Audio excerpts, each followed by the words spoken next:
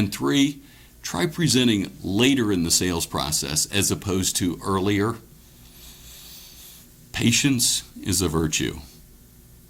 Hey, I'm Josh Seibert with Sandler Training out here on the East Coast, wishing you well and good selling.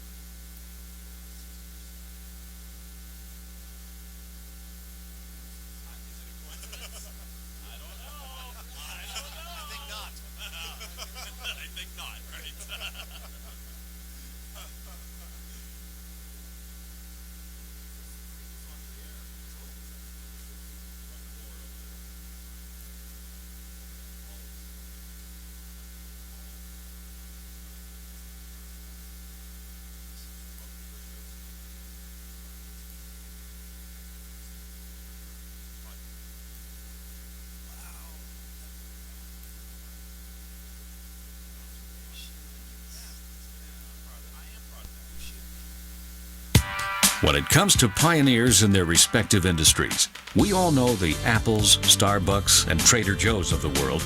In the realm of recruiting, Decision Toolbox is the industry's best-kept secret.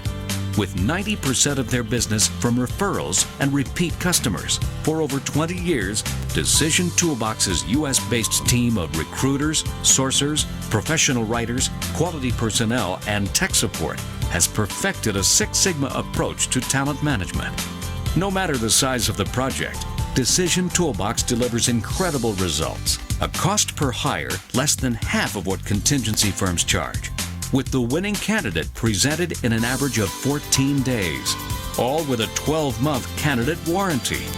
With results like that, Decision Toolbox won't be a secret for long. Visit us at www.dtoolbox.com for more information.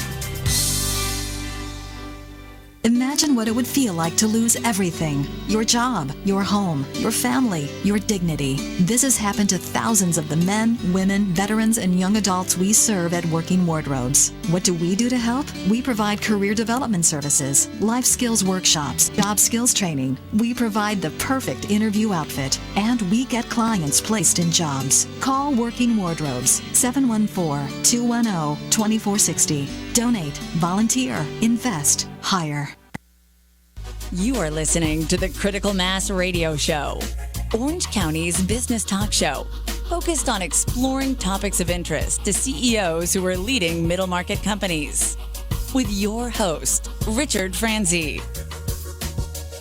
Welcome to this episode of Critical Mass Radio Show. I am your host, Richard Franzi, and this is episode number 975 of our podcast stream. And oh, do we have a great show planned for you today. I've invited Jason Boyce to be in the show. He is co-founder and CEO of Dazadi. I'm going to tell you a little bit more about that. But, the firm was founded by four brothers, and they began as a modest basketball hoop internet retailer back in the day. But today, they offer over 20,000 products, high-end customer service, and some of the finest home recreational goods and brands in the world. They've consistently ranked on both the Inc. 5000 and the Internet Retailer Magazine's fastest-growing companies list for the past 5 years. So I've asked Jason to come in and talk to us about what it's like to compete in the world as an Internet retailer and what it's like to compete against the big-name companies. Jason, welcome to Critical Mass Radio Show. Thank you, Rick. It's a pleasure to be here. Yeah, I'm excited to have you here. Let's start by take us back. How did four brothers, how did this happen? How did you birth this company? Well, we can't really talk about how the company started without talking about how I was introduced to the family. I'm actually adopted into the family. Oh, wow. Okay. Yeah, so I was invited in my late teens to the Clearson family, a nice conservative Jewish family in the San Fernando Valley. And they have this concept called Shabbos. And yes. Every Friday night when yes. the sun goes down until Saturday night when the sun goes down, they unplug from the world, no TV, no phone, no electronics, and they just be together. And they eat together, and they talk, and they listen. And when I was invited to this first dinner, it really hit me in a deep chord. I was struggling and not really able to find my way. I was invited to the first dinner, and it was so impactful to me that I actually just showed up uninvited the next Friday and the next Friday after that. And, wow. And some of the things we did when we unplugged is we played. And we played backgammon and cards and ping pong and basketball, and we were together, and it formed us as a family that I now call my own as well. Okay. And that's how we came up with the company. We were sitting at the Shabbos dinner table. Ari had the idea to start a business, and we said, let's share the things that we did together growing up with the rest of the world, and that's how we're here. I love it when an entrepreneur, tells a story of a personal experience that they then take and turn into a business that it does that for other people. Yeah. That's amazing. Thank so, you were how old when that started? So in my late teens, I think I was 17, 18 years old. Okay. Yeah. So you've embraced them as your brothers and family, and absolutely. Okay. So when Ari had this idea, and was it as you said, everybody went, yeah, let's do that, or was it? Wait, how did that go from that spark to the next step of taking action? So I was on leave from the Marine Corps. I was an officer in the Marine Corps. I came home on leave from Camp Pendleton, and Ari presented this idea to the family. And Ari was sort of a Rastafarian nice. And a waiter, and I think he had blonde dyed hair at the time. And he presented this and said, "Hey guys, dreadlocks. We should start a He had dreadlocks at one point. I don't think it was at this point. Okay. But he put the idea out there, and everyone, oh, that's cute, Ari. Ari's going to start a business. And I said, look, I'm getting out in 3 weeks. Let's do this together. Really? And let's do these games and the hoops and the things that we did in this ever digital world so that people can unplug and enjoy them like we did growing up. And that's how it happened. This has really great impact on some of the things that I've been studying about the challenges of parenting in an age of digitization and isolation. Absolutely. It's every parent I talk to struggles with the exact same thing, right? And how to do it. Right. And we encourage every family, whether you're religious or not, to unplug for a 24-hour period once a week and see what happens. It's a magical time. It really is. It helped heal me. So my wife is Jewish, and we didn't celebrate it on Friday night, but we had family time on Sundays. It was mandatory, the kids. And when they were younger, it was all good and fun. But as they got older, it became a bit of a challenge because we had to be as compelling as their friends, going out and hanging out with their friends in their pools and doing that stuff. Sure. So it really raises the bar to make sure that that Sunday isn't painful for everybody. Yeah, we're spending time together, but we're annoying each other because we're not letting them do what they want. Well, there were plenty of battles in the teen years. Sure. Not sure. with me. Right. I was in a different situation than my brothers, but everyone went through that battle and struggle. And I think to a man, they will all tell you that they are grateful that mom and dad made them stay during that period and made it a sacred time. Paul, I'm going to ask the engineer to hit the gong because for the loyal listeners, that's a teachable moment here on Critical Mass Radio Show. Yeah, really. I think it's not necessarily a business lesson, but we're all people too, right? Yes, sir. And we have lives outside of our business and need balance in that area. Yeah. And kids crave the time with you, even at some level, if they don't want it at that moment. Later in life, there are dividends that get paid by that. Absolutely. Forced time together, making memories. Okay, so how old were you when this happened, when Ari said, let's start a business? So at that point, I was in my mid-20s. Okay. I think 26. Okay.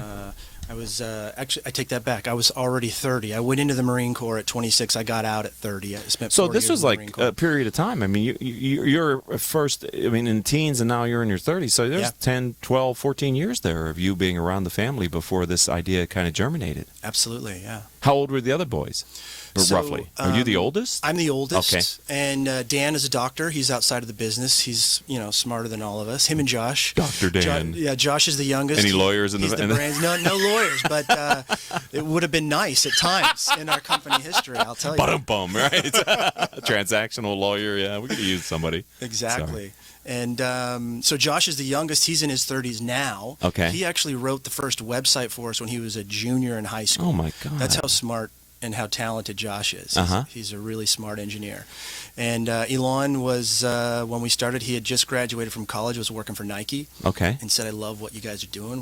I want to do it with you. And it became a family affair. That's so great and risky at the same time, right? To have you all kind of... Well, look, Rick, it's risky. You don't know what you don't know when you start. Exactly. But it's also, we didn't have anything to lose. Okay. I had one paycheck after getting out of the Marine Corps. I gave it to Ari so he could buy a working computer so we could start this internet business. I love this. And we just, we learned as we went along. Yeah, we had Brian Smith on our show, and he's the founder of UGG Brands US, right? Brought Uggs to the United States. The iconic UGG brand boot. And he made a comment along those lines. If I knew how hard it was going to be, I might not have done it. So the beauty, the curse and the blessing of an entrepreneur is you don't really know what you don't know. Ignorance is bliss. Yes, that's a better way to say it. Exactly. So how did you guys decide the way you're going to go to market? In other words, I've got about a minute, so let's just tease out a little bit, and then we'll carry it over the break, if that's okay with you. Sure. Okay. So again,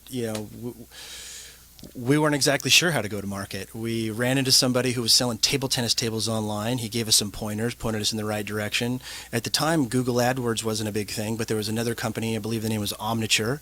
They were in Pasadena. We went and met with them, and we were paying a nickel a click to drive traffic to this website that little brother Josh had just built in his spare time after school.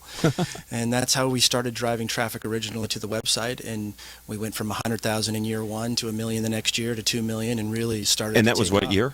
That was 2002. Okay. So half a year we did $100,000.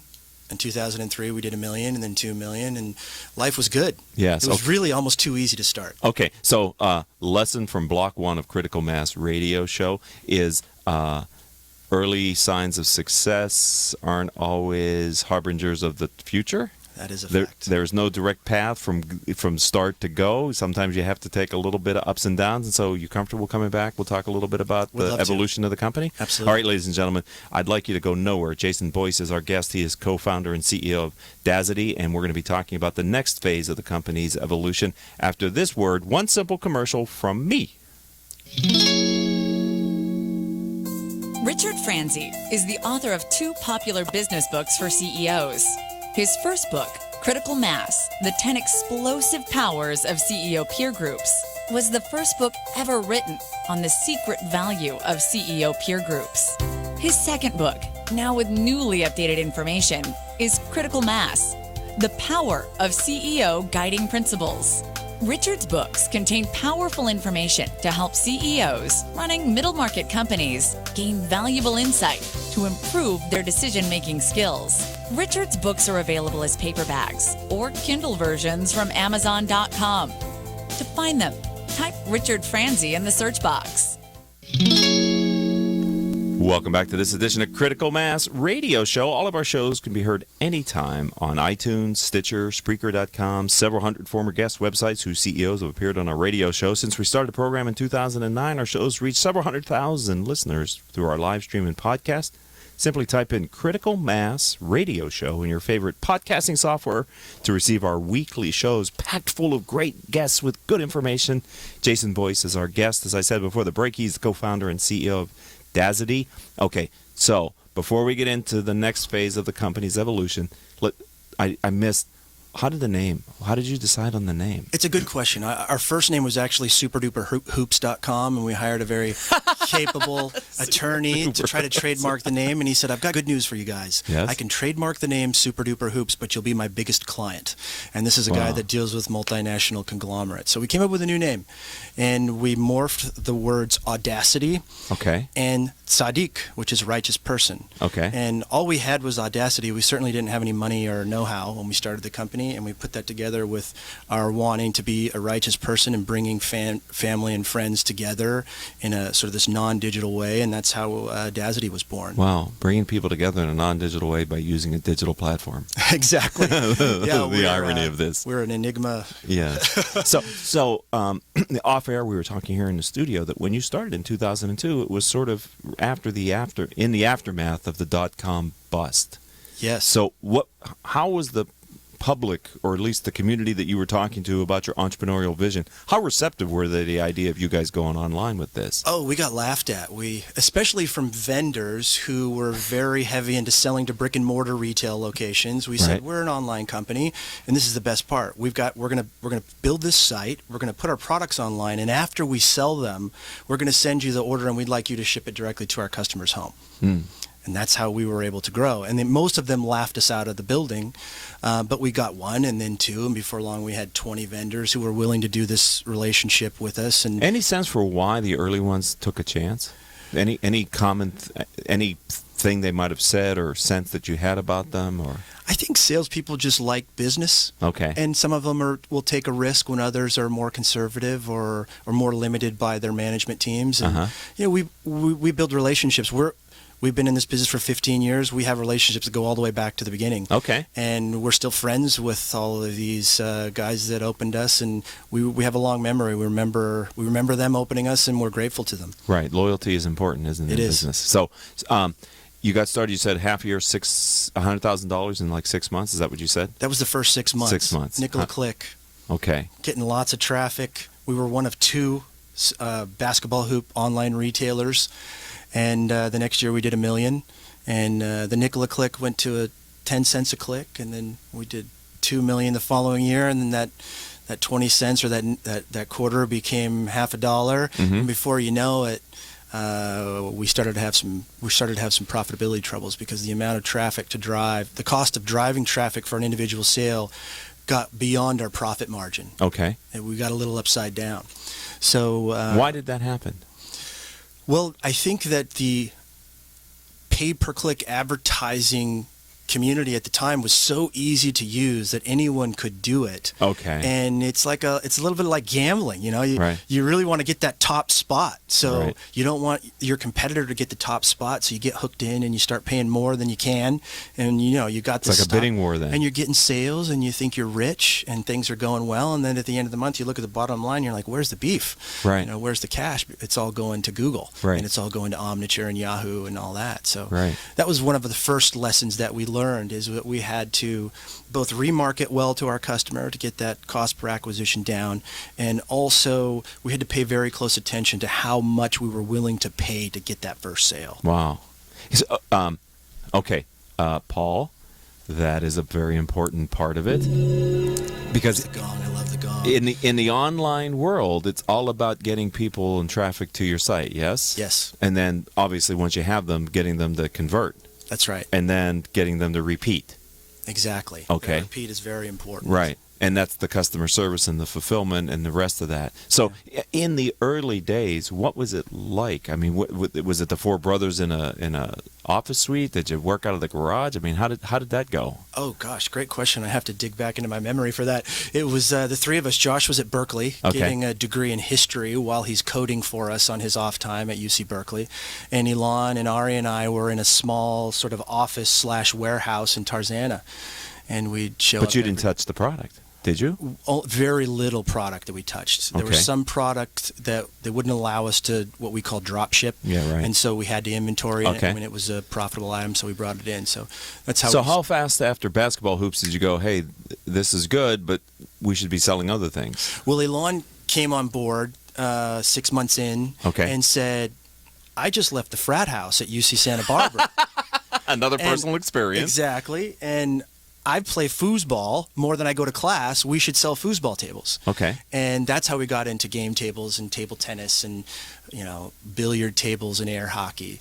So Elon really brought that to the business, and we expanded. We started selling scooters, and we started selling baseball equipment and sporting goods. We later left the sporting goods market. It was just very, very competitive and hard to break into, and we found our niche in this sort of home rec, and it really connected with our story and our origin story, so it just made sense, and we're continuing. We were one of the first online companies out there to offer the mix of home recreational products that we do online. Now there's many more, but we were one of the first ones to do it, and we were driven by that story. Okay, so how do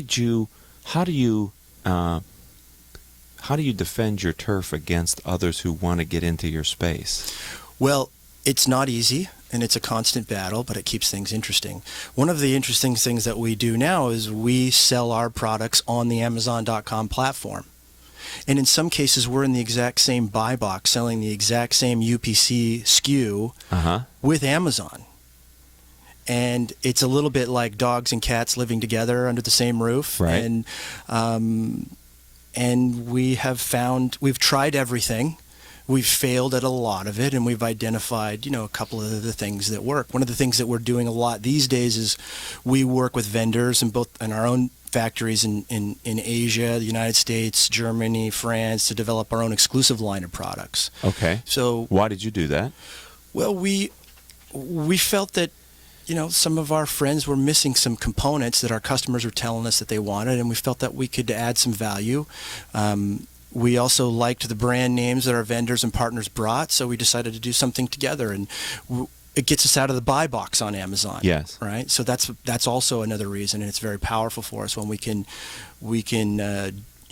apply our knowledge of being on the Amazon platform for over a decade to an individual listing and make it a winner. Mm-hmm. And then we're not sharing it with anybody else on the Amazon platform. And now we're selling on Walmart.com, their online mall. We're selling on Sears.com. We're selling on Jet.com and many of the others. So that's part of what we said in the tease in the open, is competing against these giants, right? It's amazing. We need them. Because, Amazon's audience is unlike anything we've ever seen online and growing rapidly. And we're also competing against them. So it's a very strange world that we live in this e-commerce space. Co-opetition, right? Co-opetition, I love that word. Right. So whenever I have an entrepreneur on my show and they're either in technology or their platform is predicated on technology, one of the things that I know is the rate of change within their business model is like accelerated. It's like nothing else that I see in any other industry. It just keeps moving. You just can't. You can never it doesn't. The cement never really fully settles before you have to tear it out and do it again, right? Yes. So how is that? How have you handled? I assume that's the case with you. And if that is the case, what are you doing about it? Because it's got to be maddening in some ways. We really focus on process as opposed to the end zone. There really is no end zone because somebody keeps moving the goals. Right. So, but at the same time, it's one of the things it's both at the same time very maddening when these things happen, these changes happen, like an Amazon pops up and all of a sudden takes over the world on e-commerce. And it's also exciting about e-commerce. I'm an ADHD guy. Okay. I get bored. Okay. If we figure something out in a year or 2 years and they come back and now we've got to change, it gets my juices flowing, and I'm excited to constantly change and adapt to an ever-changing world. So it's maddening. but Right. it's also very exciting and keeps us interested and keeps us on our toes constantly. We really can't let our guard down. So, understanding that technology can be disruptive to your business model, and it can enable other business models that didn't even exist. Let's kind of go through a little bit of the arc of the business, because my experience is generally, we said this before, but no business starts at zero and goes to some number and it's a straight line. Every year's bigger, better. Life is perfect. I mean, Yeah, that's sure. maybe, but I don't know. Not so much. In the movies only, I think. Maybe, yeah. So when was the first time you guys stubbed your toe or kind of hit a speed bump in the business? Well, I remember looking around after year 3 going, this is too easy. What am I missing here? You know? I went to business school and didn't really get it, and then we started this, and I thought it was going to be much harder. What's going on? We were waiting for the other shoe to drop, and then in 2008, we're 5-6 years in, we had our first near-death experience. Okay. And that's when, the financial world was coming to an end. Yes. And it turns out that when people lose their job, the last thing that's on their list is to buy a foosball table. It really is discretionary, so we got really hammered there. Okay. We had our first downsizing there, and then fast forward to 2013, we had what I call sort of this self-imposed issue, and we started chasing Amazon for market share, and we started lowering our price and giving up profit margin because we were seduced by getting that volume sale.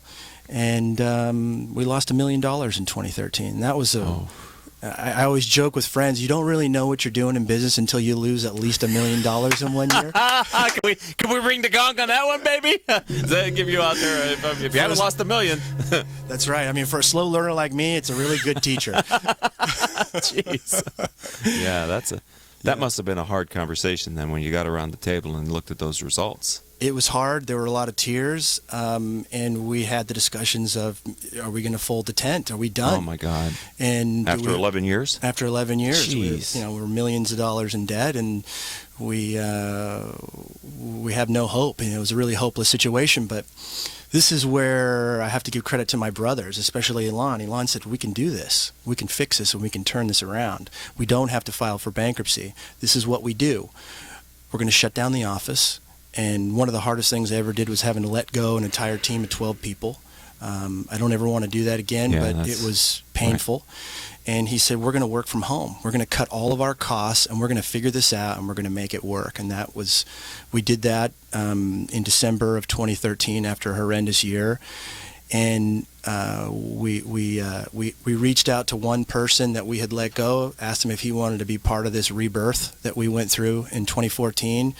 And we call ourselves the Quattro, the 4 of us that made it through that second near-death experience and rebuilt the company and laid the groundwork for what it is today, sort of high growth with a profitable model in e-commerce. So we're going to take our second commercial break here on Critical Mass. When we come back, can we talk about today and tomorrow? Absolutely. Future? Okay. I'd love to. Don't go anywhere. You're listening to Jason Boyce tell the story about he and the company he and his brothers found back in 2002, right? 2002. And if you're online, which you must be if you're listening to this show, podcast or live stream, you may want to go to Dazadi.com, which is DAZADI.com while we're doing here, and maybe peruse their inventory and see if there might be something you need here for springtime. But we'll be right back after this short commercial break from me. If you are an Orange County business executive, this message is for you. Do you ever feel isolated with no place to turn for advice or feedback? Who holds you accountable to your commitments in your company? Where do you find the right resources to help you and your company grow? If you have these questions, then Critical Mass for Business might be the answer for you. Critical Mass for Business is committed to helping you make better decisions. These are groups of peers running businesses just like you, providing a great sounding board to test ideas and concepts, review plans and goals, and present issues and opportunities for discussion. The result is improved strategy, accountability, people, and execution skills. If you are interested in learning more, go to www.criticalmassforbusiness.com and learn more about our executive peer group.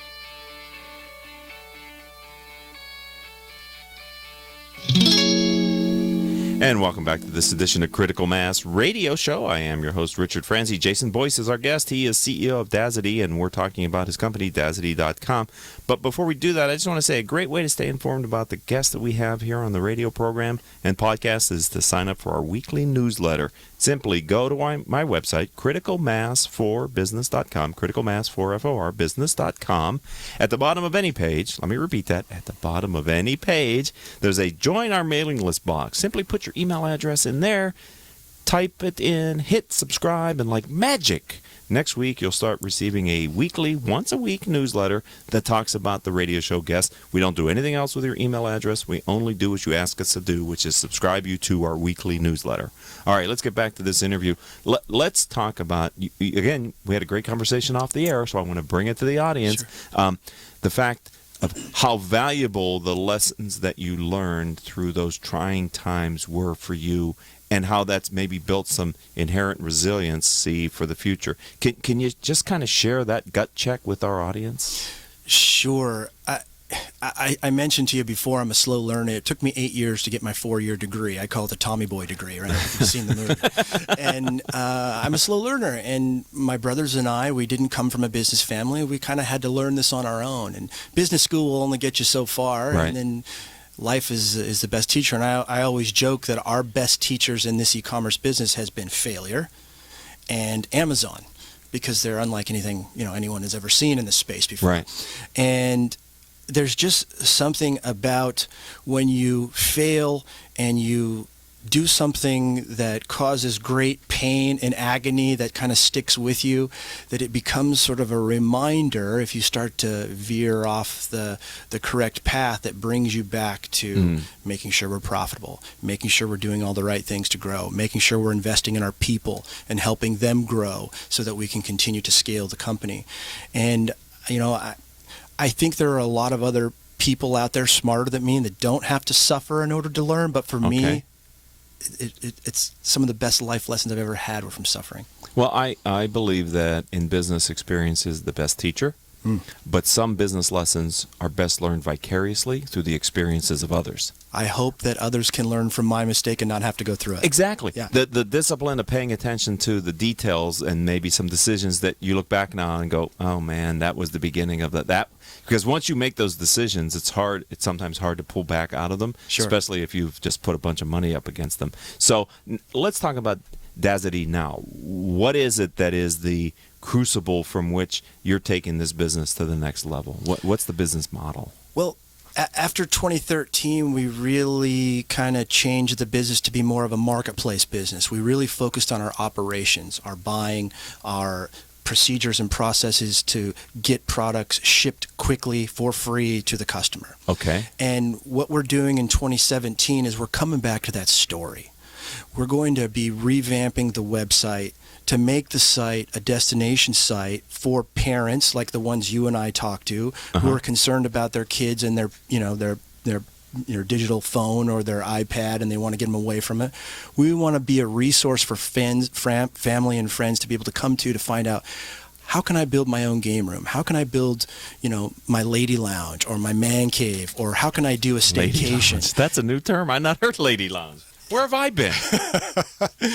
And, the women are the largest demographic of our customer base right now. Come on. Absolutely. They're moms, and they want their kids to get unplugged, and they want them to play these games that they grew up with.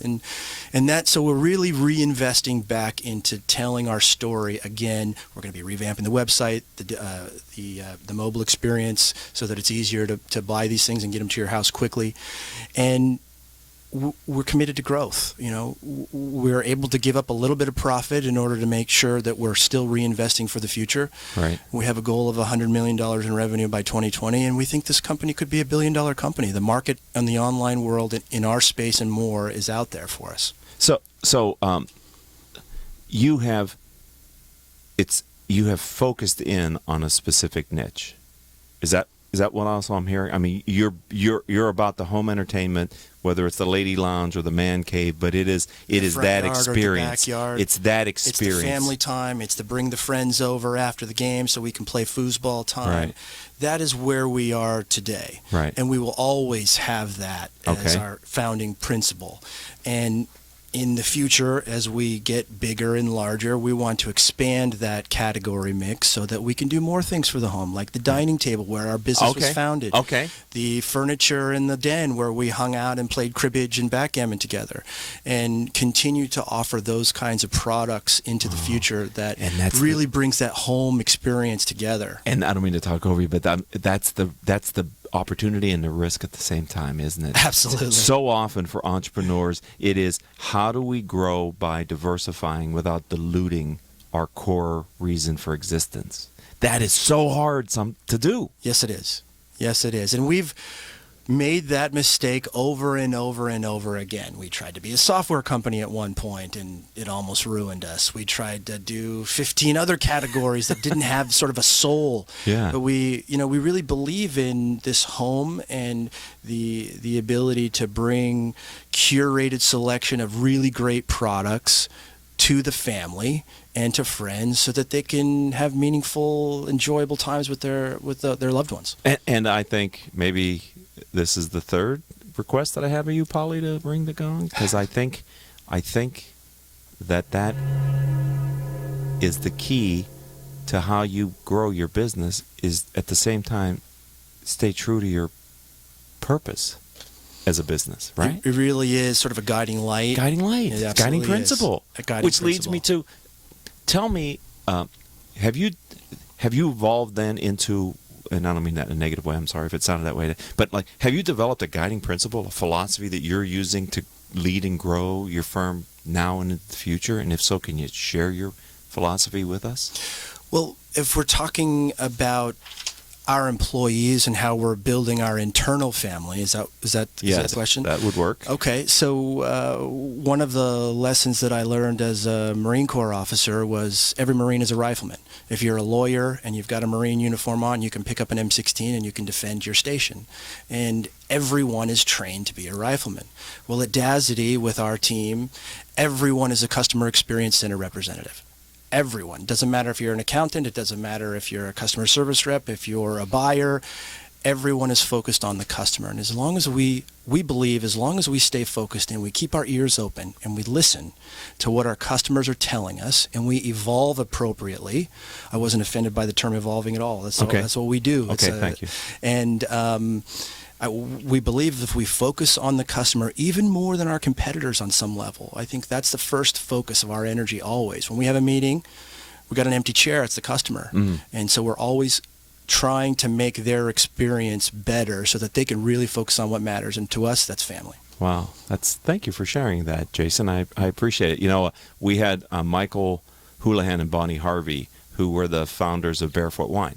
Right, two entrepreneurs who backed into the wine industry, weren't wine drinkers, didn't have this vision, but they had raw material, and the only way they could monetize it was to turn it into wine, because one of their clients couldn't pay him, but he could give them raw material. So that's the story of Barefoot Wine, which they then turned into the largest unit producer in the world by volume, and then they sold it out to Gallo. So their story, the Barefoot Spirit. The reason why I say all that is at the beginning they had two departments, sales and sales support. That's it. You're either in sales or you're in sales support. Yeah. That's the way we worked. Yeah. And I hear that with you with the customer service and customer support. Sure. Right. I mean, we really brought that home in 2014. You know, we're all working from home. There's 4 of us. We can't do $8 million in revenue, which is what we did that year, if all 4 of us aren't dealing with the customers. So it really opened our eyes to what we might have been missing before. Exactly. Because we're literally talking to the customers. literally. Yes, you know, and all hours of the night and morning. Yeah, we're working 20 hours a day, and we were making it happen. And, you know, you mentioned Amazon, and one of the things that I think they're doing is they're spoiling the consumer to what an online experience should be. That's one way to look at it, Rick. Yeah, that's one way to look at it. I think the consumer is telling them what they want.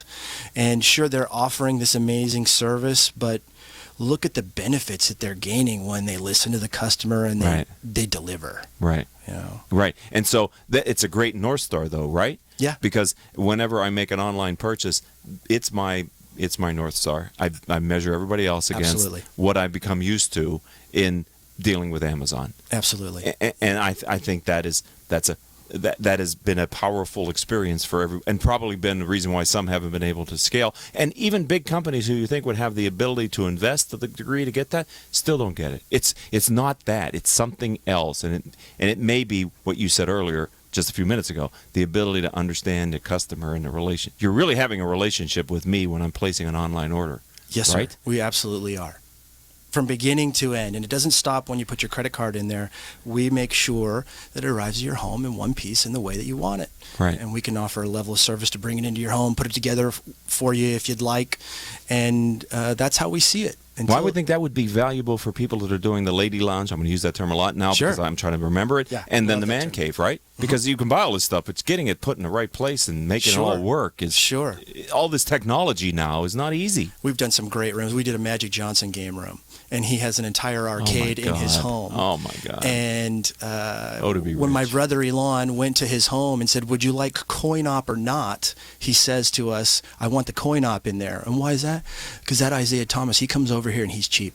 I want him putting quarters if he's playing in my game room. So we have a lot of experience going into people's homes, Right. celebrities and not, and helping them create their space that's meaningful and fun for them. Right, and the idea is to branch out beyond those areas of the house to other areas of the house that were still around family, is what I heard you say. Step by step, brick by brick. Absolutely. Right, and it would be logical as a client that I would go with you to those other areas of the house because of your origin story. That's the hope. If we do a good job with your home rec areas and you want to redo your den, let us help you. Right. And okay, wow. So $100 million, huh? Yes. And you were. We're on track. Okay, you're on track. We're on Well, track. you're Inc. 5000. You're growing. I mean, Yeah. that's not easy to successive year-over-year growth. Yeah. So when you come back and you're $100 million, what's the world going to be like for you as the CEO of this organization? I don't think very much differently than it is now. You know, I hope to be spending more time developing our future leaders for the company at that point and passing on this origin story and this message that the customer is everything, and sharing the message that was so meaningful and valuable to me, that helped heal me as a kid, that friends and family matter, and they matter more than that app you just downloaded from the iPhone store. I love it when entrepreneurs are able to come on the program and talk about a socioeconomic or a macroeconomic trend that gives them a little bit of tailwind, because it helps to push you fast. And I do think every action has an equal and opposite reaction. I do find more and more parents are looking at how little they're interacting with their children, and that isn't a positive. No. And are looking for ways to re-engage. I do believe the millennials and their kids are going to be more involved. We can help them, Rick. Right. I think you're sitting right on top of that wave. Yeah. Right. Do you sell surfboards? I'm just kidding. Okay. So if someone wants they didn't take my offer earlier, tell them again how they find you online. Well, the website is Dazadi.com. That's spelled Dazadi. If you want to reach out to me personally, I have a Twitter handle at Jason, Jasboyce. It's not Jason, it's just Jasboyce. And we're going to be reskinning the website to make it more of a destination site over the course of this year. So I hope you'll stay tuned and come to us and tell us what we're doing right and tell us what we're doing wrong. So we'll listen. If there are vendors out there, because there are CEOs of companies that are out there, are you interested in talking to people that think they might have a business opportunity or a product or something that Absolutely. might benefit? We have a wonderful buyer, Carlos at Dazadi.com. Okay. Reach out to him, let him know that you've got a product that fits with bringing friends and family together, and we're probably interested. Great. Well, this has been a kick in the pants. You're a pleasure. great guest, and I love the fact that you're willing to talk about the good times and the not so good times. Sure, absolutely. I mean, I think all of those things together make us who we are, and it's always a pleasure to be. What are you working on, your fourth book now? It's always a pleasure, Rick. Really impressive career that you've put together here. Thank you for inviting us. No, thank you, Jason. I welcome you to the community of Critical Mass Community, and thank you for being a friend of the program. Thank you. And continued success. My pleasure. Thank you. You come back again. I would love to. Ladies and gentlemen, I'm going to have him back again. He's just chock full of information. I'd like to thank our engineer, the Gongmeister, today, Paul Roberts. Our producers are Joan Park, Crystal Nunley, and Haley Stern. I'm your host, Richard Franzi. If you'd like to learn more about the radio show or the CEO peer groups that I lead, please visit my website, criticalmass4business.com. And until our next show, I hope all of your business decisions will move your company in a positive direction. You have been listening to Critical Mass Radio Show Business Talk Show, focused on exploring topics of interest to CEOs who are leading middle market companies. With your host, Richard Franzi.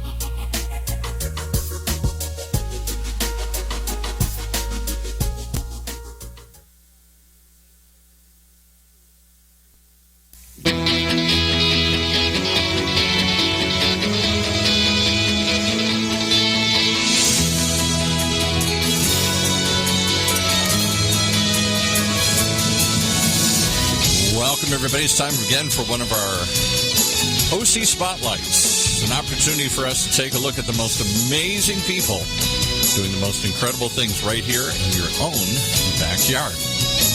And today is a big one. This one is something that everybody's going to be talking about and wondering about, and thinking about, and checking out for some time to come. We're privileged to have with us, I believe he's one of the partners, we'll check that out, at a company called Urban Commons. And they, well, we'll find out more specifically what they do, but in addition to buying hotels and building projects and redeveloping things and doing all the stuff real estate developers do, they took over the lease to the Queen Mary, the iconic ship that sits in the harbor at Long Beach, and they have grandiose plans to not only rehabilitate this property, but to build up around the property. And that has all the opportunity to turn the Queen Mary into something even bigger for Long Beach and for Southern California. So welcome to the show, Taylor Woods. Thank you, Paul. Thanks for having me.